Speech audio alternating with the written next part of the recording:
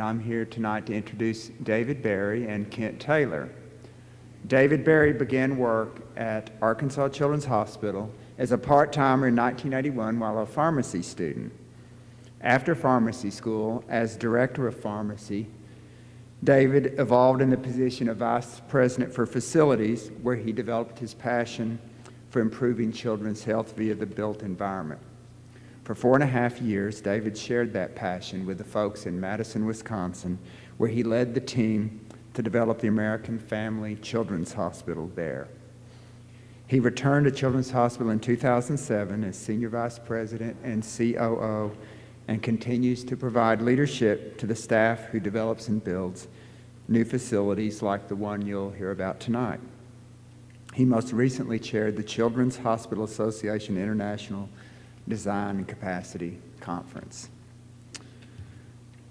I've been a colleague of Kent Taylor's at Cromwell Architects for 30 years. I know you find that hard to believe. You couldn't possibly believe I'm that old, but he spent a year in Tulsa after graduating from the University of Arkansas in 1981.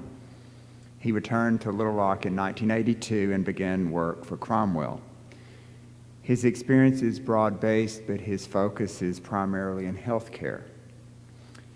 He has served as the principal and project manager for most of the recent design work at Arkansas Children's Hospital, and has worked for 8 years on the New South Wing that both he and David are getting ready to present to you. Both Kent and David are very involved in Boy Scouts, and Kent even wears his uniform to work sometimes. So I know that's no surprise to any of you all that know Kent, but it's a sight to behold, let me tell you. So anyway, I'll quit talking now, and it's my great honor to introduce my friend and client, David Berry, and my friend and colleague, Kent Taylor.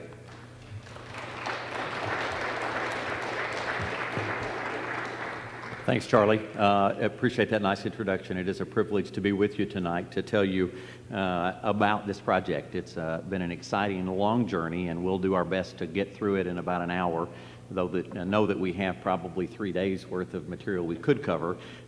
We couldn't get that much airtime tonight, so we'll move as quickly as we can to tell you all about. I would like to acknowledge these projects never happen with 2 or 3 people. They acknowledge or they are the result of a team of hundreds of people. If you're on the team from Nabholz, from Cromwell, or you were involved in the project at Children's in any way, would you just raise your hand and let us acknowledge you as well? Thank you all for being here. This project would not happen without hundreds of people that spent time in helping us to plan it, and you'll see that as we go along. This project we're going to tell you about it was really exciting to us, and it's got a lot of superlatives, and we'll cover those very quickly. It's the largest thing we've ever done. It's the most expensive single project we've ever done. It began with sort of a very humble groundbreaking just before the economy sort of tanked in 2008, and we opened it this June and July this summer. So it was a long building project and one that's fairly complex. But we're going to tell you a little bit about the story of how it came to be. The first thing I want to talk to you about very briefly, though, is about the team at Cromwell. I have to tell you that it's a unique relationship that we have with Cromwell. It's long, it's storied. They win the competition every 3 or 4 years to get reseated in this role. But the thing that really makes this relationship work, and the reason we're here tonight, is because they listen to us. They understand listening to the customer, and they understand the fact that we're very serious about what we describe. We understand our business well, and we don't often get sort of at cross purposes, which is a good situation. A bit about the hospital.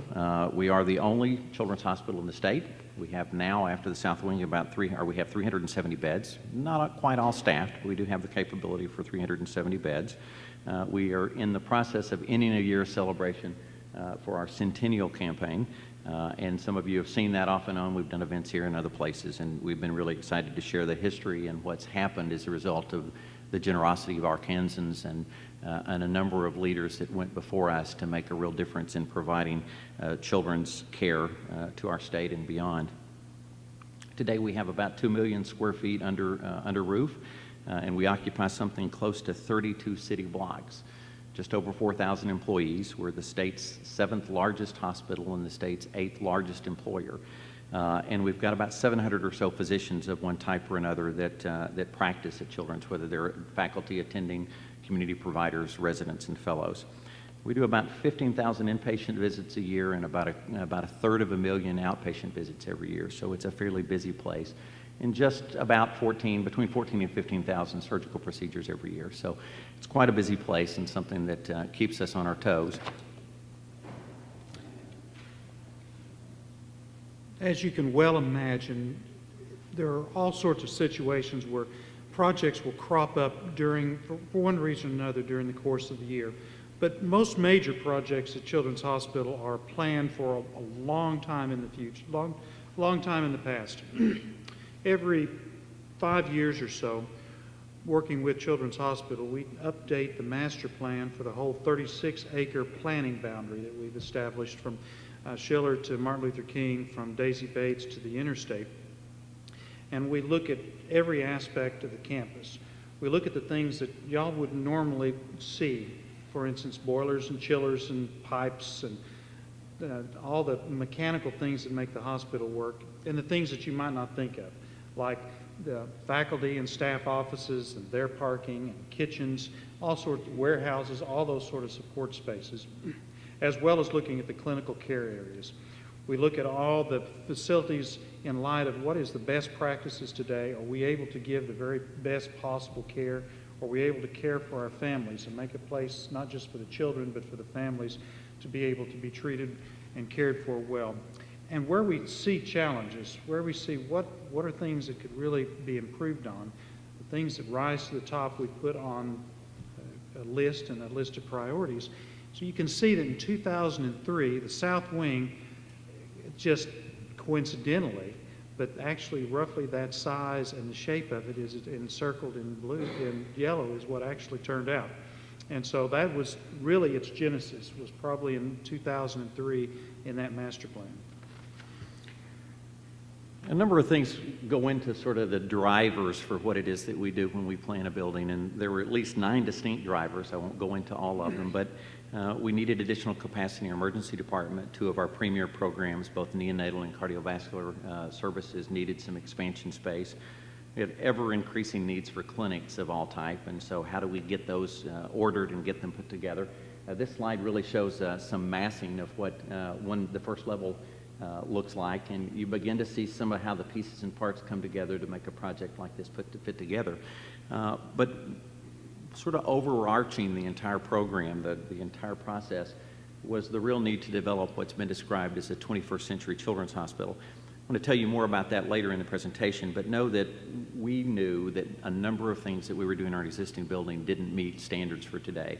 Way too many semi-private rooms. We still have some, and we're still working to get rid of those, going to private rooms. Much better spaces for families, much better spaces for the staff, much better spaces for people to congregate and to be with one another outside the patient room. And the good news is we knew those issues early on, and we were able to put those into the early planning for the South Wing. A bit about how we plan. This is kind of a simple diagram that Kent and group put together to sort of describe who needed to be involved in planning one of the clinics that went in. We did 6 or 8 clinics involved in this, but what this really describes, or what this really depicts, is the nature of how we plan. I call it planning out loud.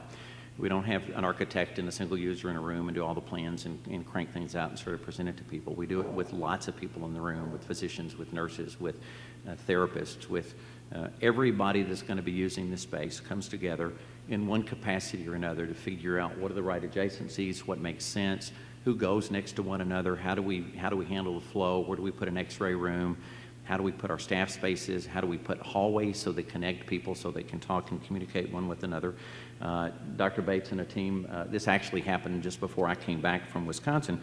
Dr. Bates had put together a sort of an executive steering committee to set the broad scope and then sort of cut loose the design group, the physicians, and all the other teams. In the end, there were about 18 different teams representing probably, 250, 300 people, and who can even estimate the number of person hours that went into calculating this. In the end, the result was not the result that was in the mind or the sort of imagination of one or two individuals, but in the mind and the imagination of literally hundreds of people. This image is just a quick shot of one of the early sketches of the south wing, which is in darker blue on the lower left. You can see it's kind of a serrated edge there. That was a module that was considered and then discarded. You can see the relationship to some of the other buildings around it. The Sturgis building, clinical building on the lower right, the Friday building and the front door buildings would be on the upper right, and the south wing, the west wing on the left. And sticking up towards the top, just so you have a little point of reference, that red roofed building that you see along the interstate, part of the original construction from the 1920s, that's where that is. We continued on this design, whoa, you got ahead of me. Oh, sorry. Continued on this design process.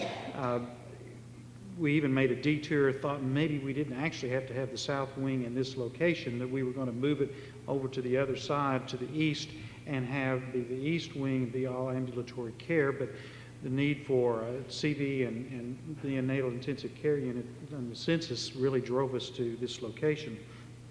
The steering committee, working with that list of 18 units that David mentioned, winnowed that down to 10 units that we're going to relocate. We were able to determine roughly a footprint at that time of 240,000 square feet, 4 stories.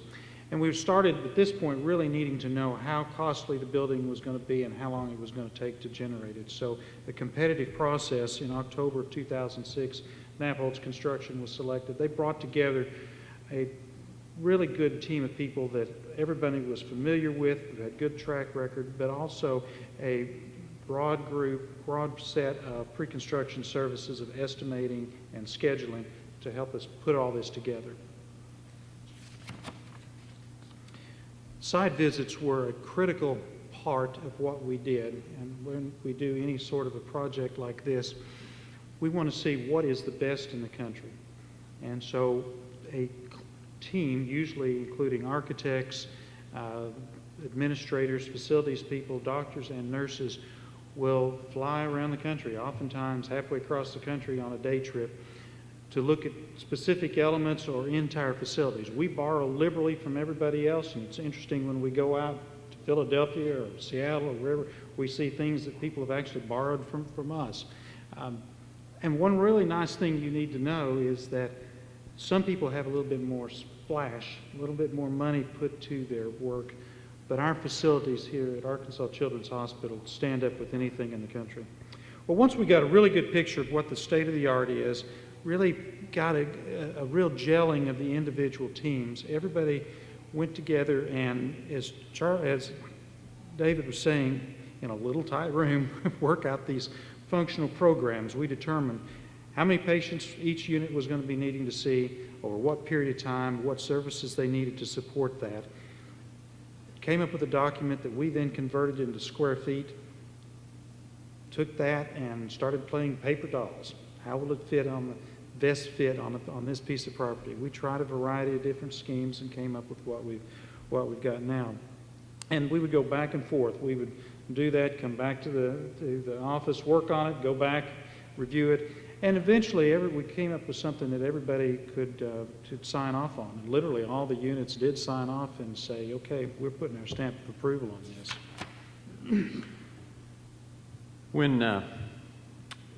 One of the key elements I mentioned before, one of the key drivers, was the notion of this concept of a 21st century children's hospital.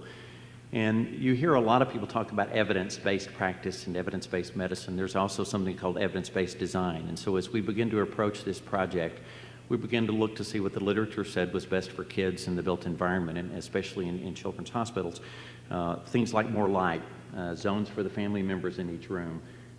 Every feature of the patient room that you see in the lower right has a particular function and a particular aspect of it that's best for kids, or it's best for the staff, or it's best for the family person that's in the room. I can't tell you the dozens of hours that are spent on that patient bedroom and the stories that go into every single element. Kent mentioned that we stole liberally from lots of different places, and I can literally go around that room and say, The cantilever doors, or the doors that cover the medical gas units, are stolen from another project. The nurse servers, the cabinets that open to the hallway and allow us to transmit supplies and stuff into the room without disturbing the families. All of those elements were taken liberally from other projects where we saw them applied. We focused a lot on the built environment as it supported our staff and our families. It needed to be quiet. It needed to have control over the environment so the children and the families could control certain things. There needed to be entertainment, so the TVs and the arm that you see over the bed is a special unit that we designed and built so kids could control those things. There are special rooms in this facility that allow very special kinds of care, because not every child gets well and goes home. So there are special rooms for families during end-of-life situations and during very difficult times when they're learning about serious diagnoses. And there's just a whole lot of elements that go into making what this space is really a 21st century children's hospital. We had the opportunity to prove all these theories and ideas that we're looking at in a warehouse just a block south of the main hospital. We built 4 of the major components of the hospital. As you can see, except for the concrete floors, they're pretty complete. The electrical outlets, light switches that really work, plumbing that doesn't work, which we found some people were mistaking that, med gas outlets. We finished the place, equipped it, put all the equipment in there, and then had the medical staff and the nurses and even the housekeeping people come and say, how am I going to take care of this? How am I going to take care of a patient in this? Every little aspect of it. We proved that we didn't really have to make any major changes. We pretty much gotten it right, but there were a lot of little bitty details that we were able to adjust. Another thing that the hospital did that was wonderful was to make a commitment to say that this is going to be a beautiful, warm, comforting place. We've had a concept, a design theme for a number of years at the hospital built around Arkansas as a natural. You know, it's a very stressful time for parents when they come to the hospital, let alone the children, but very much the parents. And that was a theme that was selected to be able to provide elements that would make people feel at home in the big city. It's strange for many folks. Nancy Bounds, our interior designer on the project, took that theme and stretched it to 4 floors, and so we layered it from the delta to the rivers to the mountains and so on up to the sky, and used those concepts to inform all the different aspects that you'll see, all the details that you'll see in the floors, the finishes, the colors, etc. We used a lot of interior beautiful elements, natural elements. You can see one of our 2 grand staircases with the natural stone and the wood and the glass. Good work, Ed. And at the top, it doesn't show up on this slide, but there are constellations in the sky that are matched Arkansas's constellations. I was through there last Friday afternoon looking at that just as a little boy and his family came down from a clinic visit. And they came down the stairs like this, and he says, "Mom, they twinkle." And the children just absolutely love it. Another thing that the facility had to be was as sustainable as possible. Sustainability is a big buzzword these days. What it really means is that we strive to make our buildings the healthiest that they can be to live and to work and to be treated in, and also to reduce the impact on the environment around us. We did a lot of things to do that, like many elements in this building. We have very efficient lighting with sensors that turn them off when you're not using them. We have a real effort, and we'll show you more about that, but to make sure that our staff have good places during their workday to be able to see outside. All patients don't look at a roof, they look out onto green space. We used low maintenance floorings. We thought sick kids don't need people stripping and waxing and big machines everywhere. So we've pretty much been able to dispense with that. We used recycled materials all over the place. The biggest example is the steel. About 95 to 99% of the steel is recycled. We did some calculations, and it comes to about the equivalent of 1,500 cars, just in the structural steel, or 4 million pounds of iron ore. So it's a lot.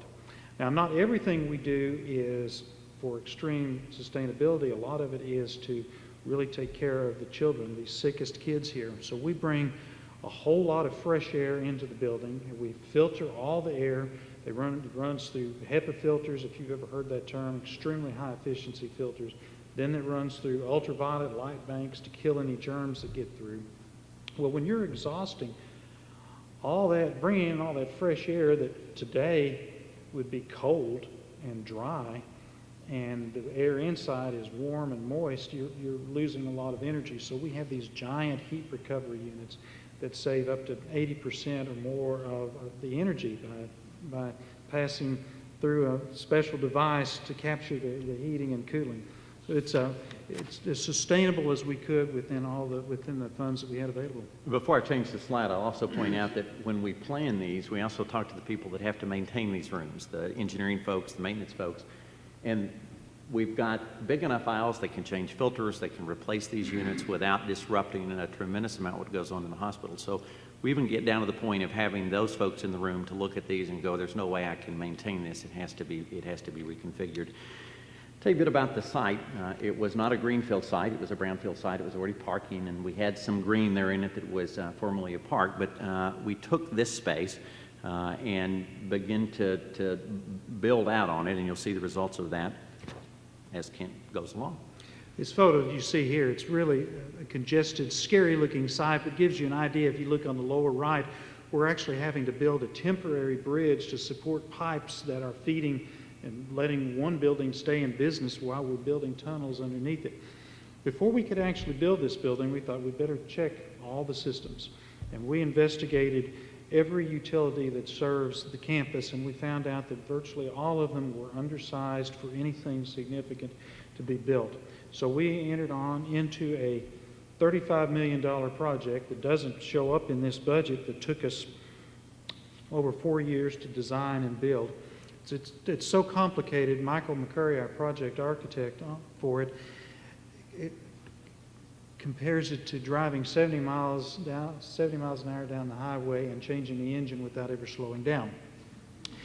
And it's not far off the mark, because we would have to drill piers to support pipes over here and then cut the piers off and tear the pipes down.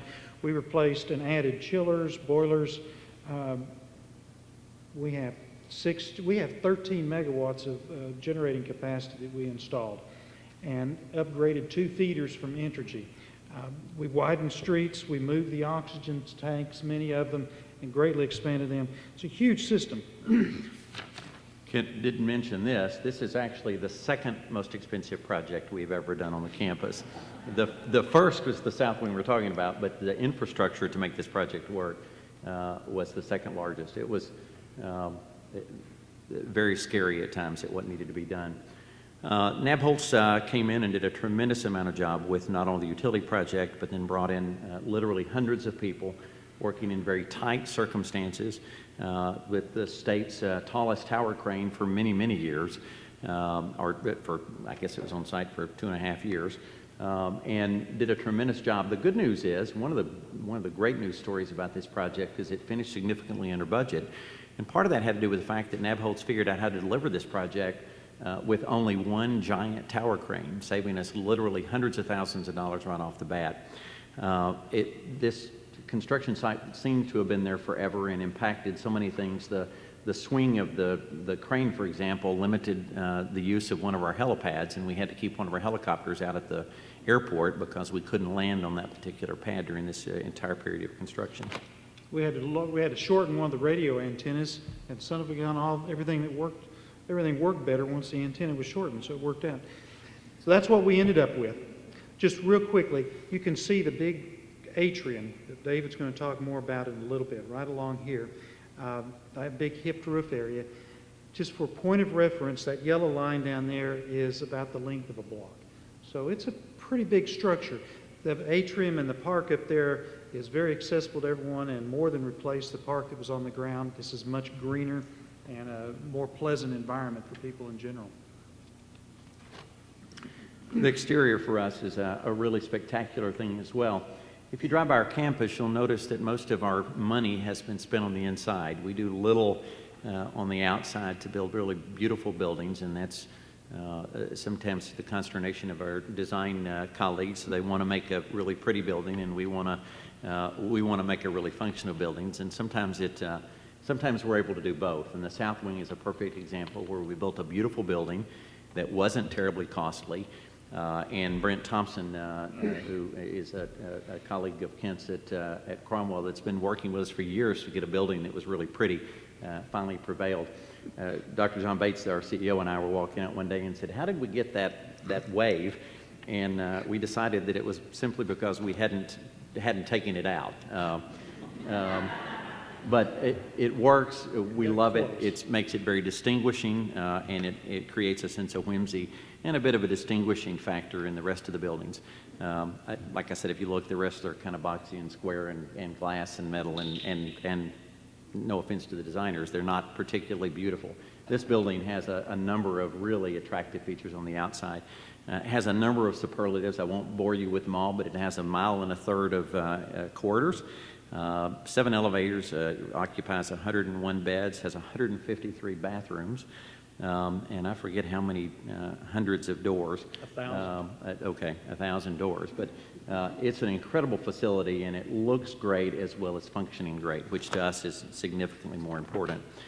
On the back side, Ken already mentioned the rooftop garden. This is an experiment for us, but certainly represents a state-of-the-art and what a lot of places are already doing and have done for years in their children's hospitals. And we created an outdoor play space, an outdoor respite zone, an outdoor space for people to be when the weather's nice that is truly spectacular. It's a function of the evidence-based design we talked about, where kids need fewer pain meds. They get better quicker when they can see the outdoor light and they can experience nature. This playground gets used regularly. We have staff that gather out here for one thing or the other. People just walk and enjoy the outdoors when the weather's nice. It's absolutely spectacular, and we couldn't be more pleased with that. The inside that connects with it is equally spectacular, and this is immediately adjacent. It's on 2 levels. It's an indoor garden. There's sculpture. There's special lighting. But more than anything else, it's an attractive, homey indoor space that makes such a difference for our families to be able to come in and enjoy being outside the room, but yet to have a comfortable place to sit on a park bench, to enjoy the sculpture, to look at the artwork that's there. Along the left-hand side, you see windows, and those are actually patient room windows that look right out onto this space. We think of them as sort of patio rooms or as rooms with an interior view, but our patients and families love these spaces, and they tell us that all the time. The plants are well maintained. It's just a beautiful space and one that we're particularly happy with. It also, and you can barely see it, but on the right-hand side of this, you can see that it's 2 levels. And that helped us to complete one of the other significant parts of this design, and that was to complete an entire loop of the campus on every floor of the building. We've never had that before. And that may seem like a little thing unless you push a cart for a living or you're trying to get from point A to point B. And it's huge that we now have an indoor, a circular track that encompasses all of our buildings on the North Campus, and this is part of that passageway system. And then another special part that we had a special donor that was really interested in helping us to do, and we were excited to be able to do it, is this Labyrinth, which really is a structure that we purchased and assembled. It came in a kit and came together just as it was supposed to without any extra parts. But it's really for the purposes of meditation or contemplation or just something to do when you're outside, and we see families out walking that maze and ending up in the middle and going back. But it's a really distinctive thing that our patients and families tell us that they really enjoy. On the lower right-hand side of this, it's not pictured very well, we also created an outdoor space that's rather private for our staff to be able to go outside.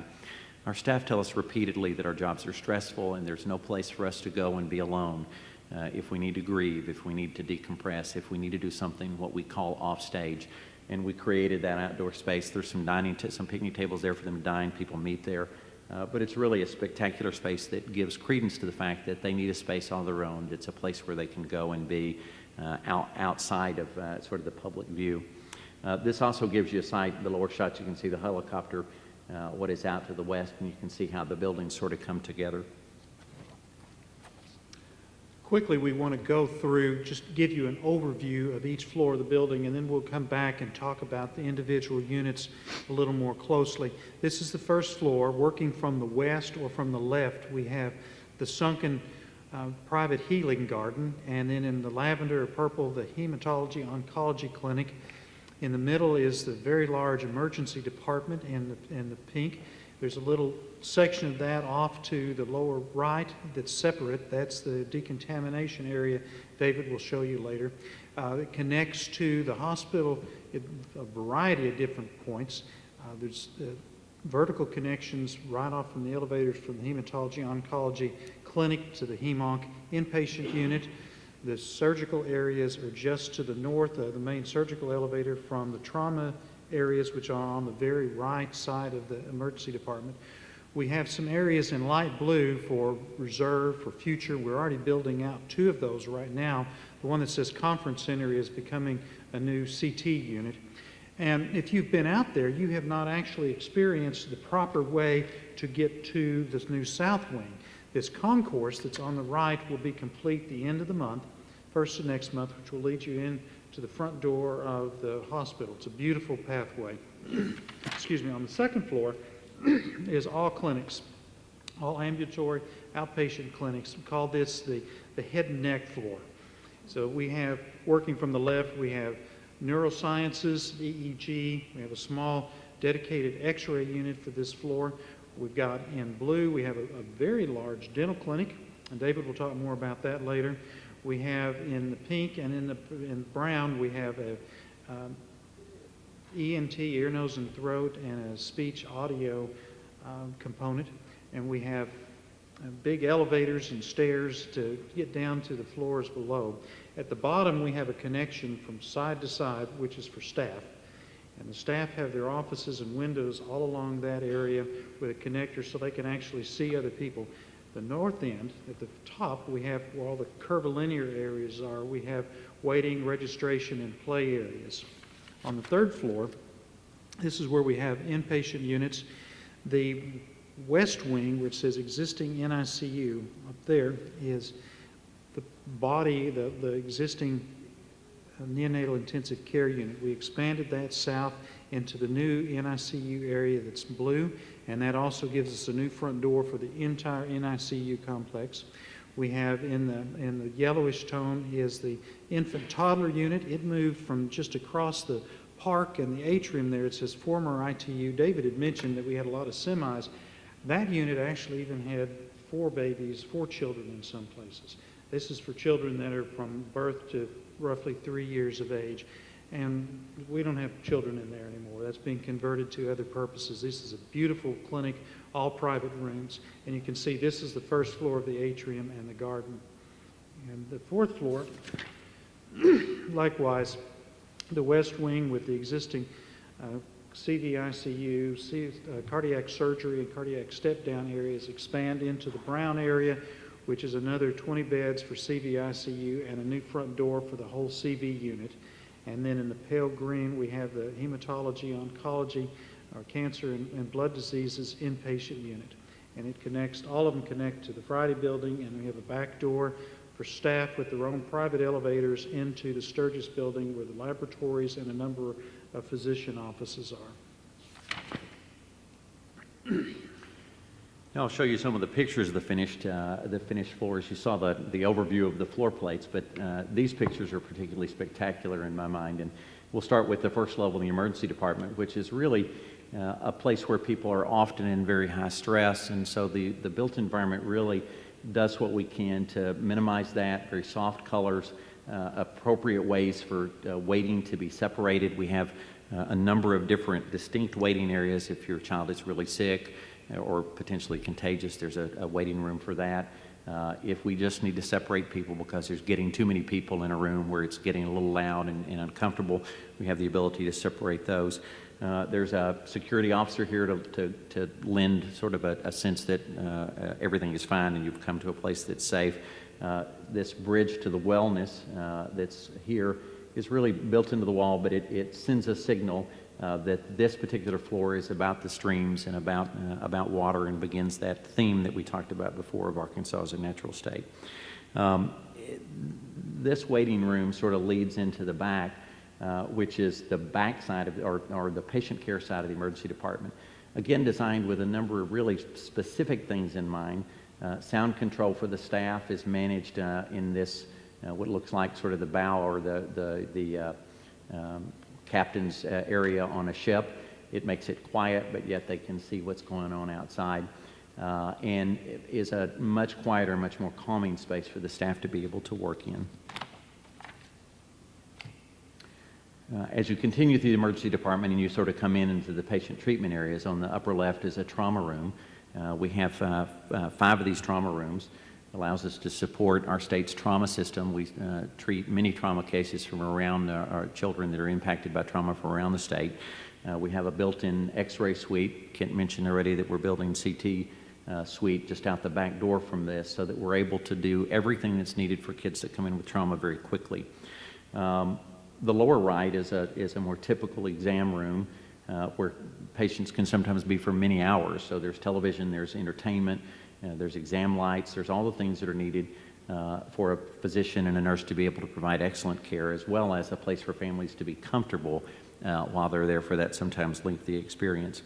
In every case, they're quiet, they're bright, there are controls, environmental controls for the lights and others that the families can manage, and it's as convenient as we can make it, because we often know that trips to emergency department are far from convenient. We also have a couple of very special rooms in the emergency department that we don't talk much about. One is a special room for patients that are experiencing some sort of a psychiatric experience, in a room that can be secured that will protect them from being able to harm themselves on some of the equipment that's in the room. It can be covered and locked to do that. And the other is a very special room that we regret that we have to have, but a special room that allows us to provide very private, very confidential, very secure space for those victims of abuse that come into our hospital. A private place for them to shower and change clothes, and very out of the way. That's a very distinct environment built very specifically to meet the needs of those very seriously injured and traumatized patients. We couldn't do that before in the space we had, and today we've really been very thoughtful in partnership with all the people that work down here to come up with those solutions that we can add to the built environment. One of the other things that we do, because of our involvement and our need to meet the needs of the children in our state, and also the burn victims that come to Children's as part of our burn program, as the state's only burn center, is to build this very specially equipped decontamination suite. So if someone's injured or exposed to a bunch of chemicals in a fire or in an industrial accident, they've been burned, we've got a place where they can come in, they can change clothes, they can be decontaminated with water. The water can be held into a tank and pumped out separately so we don't contaminate the city sewer system. We can begin examination instantly after they come out of this room.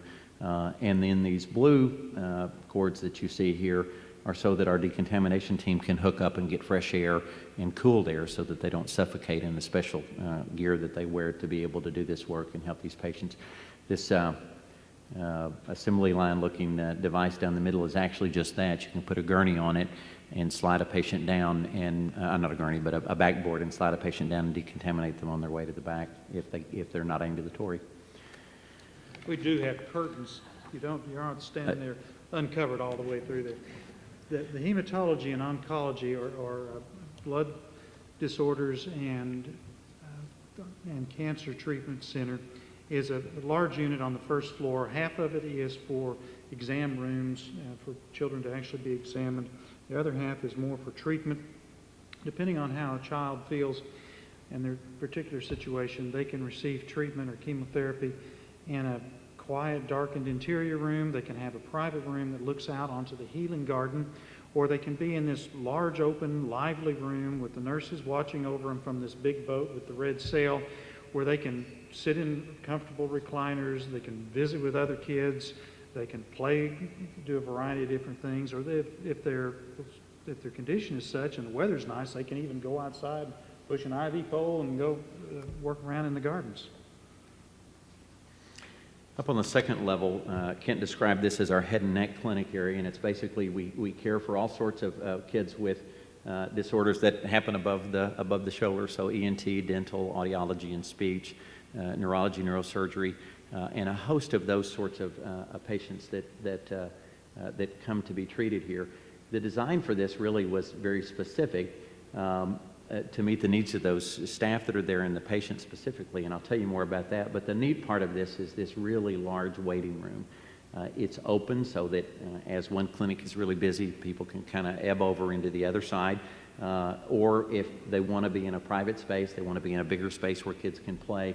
All of those environments are provided. You see the trees in the middle that were particularly fun, whimsical design, and then suspended from those, here in the lower right-hand side are these really clever little LED lights that are bugs, and their backsides light up and twinkle and stuff for the kids to enjoy. Those have been very popular. All of this was done in a very open way so that families didn't come in and feel like they were stuck in a little tight room for a period of time while they waited. Back behind that waiting area are a host of specialty clinics, 160 diagnostic and treatment rooms, like I said, from ENT to dental to and everything in between, as well as a number of these audiology booths where our kids can go in a very quiet environment and have their hearing tested. And we do dozens and dozens of kids every day through there, from our hearing programs, our speech programs, and our therapy programs as well. One of the areas that was in a especially terrible location before we moved is our dental clinic. It was, you really wouldn't want to have taken your child into a dental clinic because their space was just so crowded and unpleasant. And they went from sort of the worst space in the environment on an outpatient side into this very nice quarters into the new clinic. They have a total of 19 hygiene and treatment spaces. And each child, actually, you may not be able to see it exactly, but this is a television that a child can watch while he or she is having his dental work done. So it may seem like a little thing, but if you're 5 or 6 years old and you're sitting there with someone spending an hour in your mouth, it's nice to be able to do something besides stare up and do something different. We've got waiting for families. We've got excellent staff spaces as well.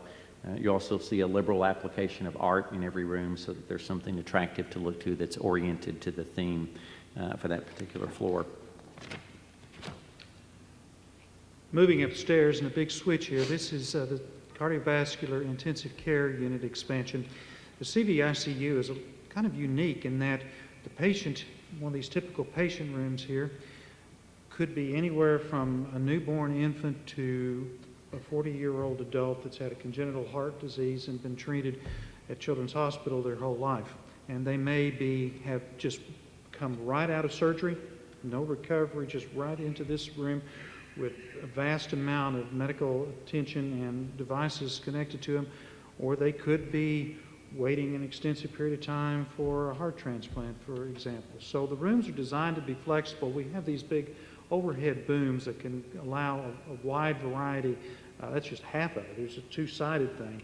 A wide variety of medical equipments, infusion pumps, and monitors to be connected to them. But if the patient is in a suitable condition, they can be turned so they can look outside and enjoy the view or have a better environment. This, as I said earlier, this provides a front door. This is the reception area for the whole CVIC unit. The unit provides within each room fold-out sleeper sofas and bathrooms, showers, computer areas, televisions, closets for families to stay with the families for an extended period of time. One floor below that, the neonatal intensive care unit, is what I consider both simultaneously a really high-tech and a real high-touch area. This is a typical private room.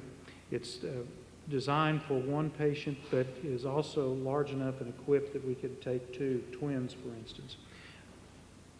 One thing that has been found and demonstrated is that for premature infants, neonates are generally premature infants, that actual physical contact, skin-to-skin care, contact with their parents, both their parents, can be extremely helpful in a vast variety of ways in their thriving and growing. And so these facilities provide really good private places for a family to be and with the child strapped to them in what's called kangaroo care, where they're actually on their chest, skin to skin. Also in all of our rooms, well, actually all the private rooms on these two floors, we have special large sinks in the bathrooms that are designed with quite a bit of effort to be large enough and safe for parents to actually learn how to bathe babies at home and to actually wash their own children. So parents are giving, if they're able, parents are actually giving the children a bath. The facility is well equipped with everything that a family could need. Aside from being in the individual patient rooms, we have washers, dryers, showers, eating facilities. We have sibling playrooms. We have lactation areas for children that can't nurse yet, for parents mothers to be able to breastfeed and to pump and to store, everything that a family could need to stay close to their child for a long time. We mentioned before about stealing liberally from other children's hospitals. The sink is a classic example. I first saw that sink in a facility in Omaha, Nebraska about 15 years or so ago. So you now see them in children's hospitals all across the country. They saw the novelty and the beneficial aspects of having that, and it's now become sort of standard in what we do for kids in children's hospitals. The infant toddler unit is one of the neatest stories that we have, and I'll tell you a quick story at the end about how we know this is working. But this was a unit that really was in very bad space in the oldest part of the hospital and needed to be repaired pretty seriously, replaced very seriously. These are now all private rooms. They're like every other room in this particular facility. There's a family zone in the back, a patient zone in the middle, and then a staff zone that you can't really appreciate. That's where the photographer's standing. And in each zone, the needs of that individual, that particular part of that triad are met. In the back, you see a desk for families to work on. You see the sleep-out couch, pull-out couch that Kent mentioned. Little things like controls the blinds the families have. There's, I don't know, 6 or 8 different lighting schemes that are provided so families can turn lights up or turn them down. Staff can turn them up or down depending on the needs of the patient and what's going on with the child at the time. But these spaces have made such a huge difference. One of the first anecdotal stories that we heard of the benefits of this new unit, I was talking to one of the staff just a couple of weeks after we moved in, and I said, you know, we had sort of an epiphany that these kids were getting better quicker, and we discovered that because they were in private rooms, instead of a room with 6 or 8 kids, they were sleeping. And once they could sleep, and they weren't disturbed by the kids around them and the staff and other people coming and going, once they could sleep, they got better and went home sooner. So it's an absolute direct correlation between private bed space and a very well-designed place that's quiet and has light controls and stuff, making a huge difference in the care for these patients. The hematology oncology unit is very similar in regard. You see a lot of the same types of design that you've seen before. Again, the nice big open space. A couple other features. These covers, tambour doors, were done to hide a lot of this medical gas stuff that's back here. A lot of that medical gas stuff is scary to kids, outlets and plugs and all sorts of stuff, and tubes running out of it. So what we did was we designed these slide-down covers, and you can see barely here a slot over here, so the tubes and the cords can pass out and go to the patient, but that can all be covered, so kids don't necessarily have to see that. That's especially true for siblings and others that come in that can be easily frightened, but then staff can slide it right up. The other thing that we really like a lot, one of the challenges in a patient room is where to put the bathroom. And that may seem a little silly, but if you put it on the back wall, you chew up space out of the family zone and you lose window. If you put it out of the hallway side, you chew up staff space. You lose the sink, you lose storage, you lose the ability to move in and out to take care of patients. So we planted them here in the middle, what we call midships bathrooms. And when you do that, you've got a problem with the door, because the door usually swings out and then it gets in the way of everything. So in a previous project, we came up with an idea that it uses these barn doors, I call them. They slide out to one side. You can move a patient in. You can take their IV pump in with them. You can slide it back partially, or you can slide it all the way. It makes a huge difference in how these rooms get used, and it's much more convenient for everybody, and puts the bathroom, instead of in the way of the family or in the way of the staff, it puts it out of the way for use and convenient to the patients. One of the other features of a 21st century children's hospital is to acknowledge the fact that families are critical in the healing process. So we don't ban them, we don't send them out, we don't limit the time that they're there. In fact, we provide special places for them. Here you see a mom interacting with a baby in one of our family homes. I describe these as sort of living rooms. There's comfortable seating. There's comfortable seating. There's a kitchenette area in the back. You can see back here, there's a laundry room behind this door. And then the outside have these distinctive facades so that families know this is a place just for them. And they can go in there 24 hours a day to relax, to have a cup of coffee, to interact with guests who perhaps don't belong in the patient room. So if a particular aunt or an uncle or someone is disturbing to the child, mom or dad doesn't have to entertain that particular relative in the patient room and has a place to do that outside the room. So we're seeing these used a lot for family meals and for all sorts of things, but this is one of the really significant parts that you don't see in a lot of hospitals accepting these that have adopted these notions and these characteristics of a 21st century children's hospital. The other thing that we've taken very seriously is the important aspect that we need to take care of our staff. And so, especially in each of the units, there's a specially designed employee space, a lounge. In the clinics, they get these really nice windows because outpatient clinics don't have to have outside light. They can be on interior hallways. Inpatient beds have to be on the outside wall to bring in natural light, and we end up eating up all of the window for the most part with patient rooms. But in clinics, we can reverse it. And so where our clinics, especially these clinics that lived in basements for so many years, now know what's going on outside and know that there's actually weather out there and other things to see. On our inpatient side, they each have very nice rooms with lockers and ice machines and refrigerators and things for them to be able to meet and gather and eat and get away from the hubbub that's going on out in the unit. We also have designed these workstations on the outside of each room. These two staff members can use a computer. They can look through these blinds into one room, and then there's another one on the other side. They can control those blinds on the outside, and the families can control them on the inside. There's a little wheel so that families can get privacy, but staff can raise the blinds just to look in and see if there's something going on that they need to help with. These are very popular, and they're getting to be much more part of the day-to-day care that goes on in these units. As we close, I just want to make a couple of last-minute comments. First of all, none of these projects are done in isolation, and in particular, this project is a result of the generosity of hundreds of Arkansans who gave generously, who gave their time and their talents, their energy. Our team members at Children's and at Cromwell and at Nabholz and all the other consultants that did such a superb job to build a facility that's really spectacular that allows us to deliver care, love, and hope to the children of Arkansas. I think with that, we'll conclude and see if you've got, I think we have a few minutes for questions.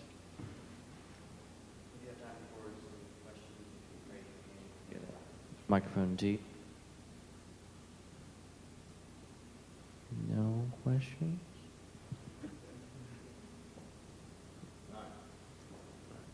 One second. Here comes the microphone for you.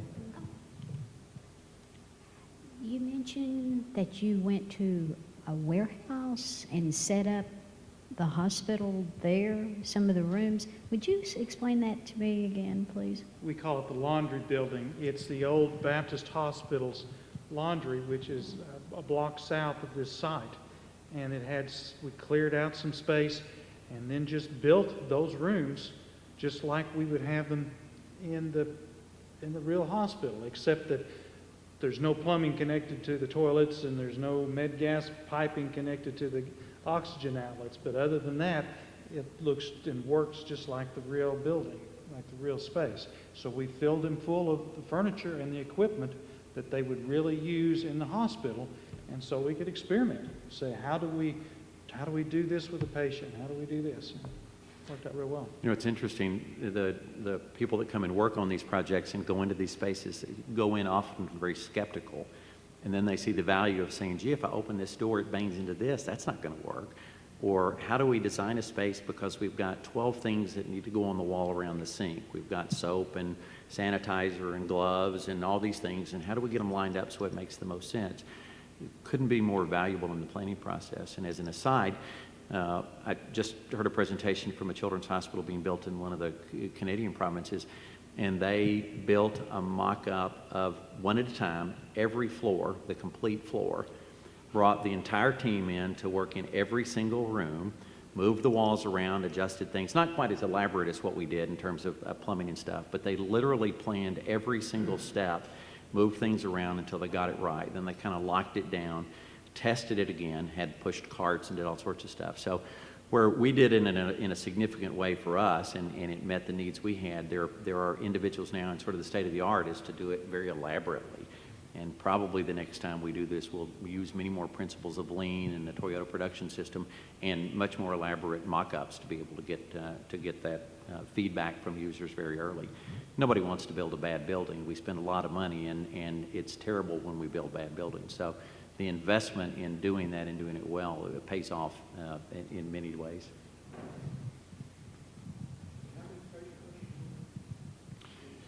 We built about 100. it was about 54 net new for the hospital. And by that, when we moved out of the old hospital, we closed some, we opened some new. We went from some what we call bad doubles, so rooms that never should have been twin double rooms, and we closed some of those, and we still ended up with the ability to have 370 beds. But this building only has 100 new beds. Yes, sir. You mentioned generator. How much of the hospital or this wing can be run off a generator? Every single thing on campus, from our research labs to every patient care activity to every boiler and every chiller and every air handling unit. People look at us sometimes and say, gee, that's a little bit over the top, but when you're caring for little tiny babies who can't control their own thermostats, or you're caring for rehab patients that have the same issues with thermal regulation and all sorts of things, we've got the whole gamut of things, and we really can't afford to be without heating in the winter and especially air conditioning during the summer. What people sometimes forget is that we don't have operable windows. You really can't operate windows. So when the air conditioning goes off and you can't cool it, we get in trouble in a big hurry. So the state health requirements are fairly small in terms of what has to be covered, and we've exceeded that significantly. We test the system because one of the things that you hear a lot about is hospitals that have these systems, they don't check them. We built into it an automatic testing process. We call it an interruptible power agreement with Entergy. So during the summer especially, they call us and say, we've got peak demand for energy. Would you pick up your own load, run the entire hospital on your generators, and we're going to take you off the grid so we can sell that power to someone else. And we get a discounted rate, plus we get a full load test for an extended period of time of our generators. So we not only have it fully covered, we have the confidence of knowing that we test it periodically and that it works. But it's an elaborate system, but it works well. But it's really important because we really can't afford to be without various dimensions of things that we do on a regular basis. So runs on diesel. Diesel. Long story with natural gas. I'll share with you later, but it runs on diesel. Big locomotive-sized generators. It's a sight to behold if you're interested in such things. But the beautiful thing about it is it switches, this way the system is built, it matches the characteristics of the energy power to the hospital's power and then transfers over so you don't even get a blip. Sometimes we get little blips, but they're not. I haven't seen it. We had there's a couple of staff members here that will attest. We had a blip the other day. Well, don't tell me that. It's designed for the most part to eliminate blips, and when we transition off to Entergy, we don't get a blip at all. That's a very soft transfer. Every now and then it may be a little bit slow, and we have a little blip, but it's not terrible. It's not a 20-second blip. I hadn't heard this before. Yes, sir. Did y'all lose power during the Christmas ice storm? We did not, but we were ready. In fact, we filled up the tanks, and we were ready to go. Well, we would know because they can't all start at once. They have to start one at a time, and they have a procedure to turn off the loads and then bring them back up one at a time if the power goes down. I also mentioned that we're fed from 2 different energy substations, one South Little Rock and one on Woodrow. So it's really a hard situation for the hospital to lose power completely.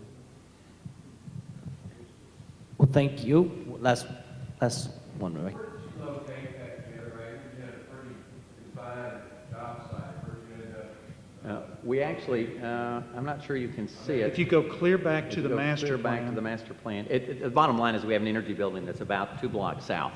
And all of the cabling, I won't get back to it quickly enough, but all of the cabling that we had to do on the streets connects it all. So this is the main campus. All of this cabling connects all that emergency power into the system. It literally is at the beginning, isn't it? Yeah, it's the very first slide. Oh, there we go. I went past it. The main hospital is here. The energy support facilities are all the way down here. Did I get that right? That was no, shown. they're right here. This is It's the gray blob. I'm sorry, you're right. It's this big blob in the middle. There's 2 great big generator halls. We actually can add 2 more.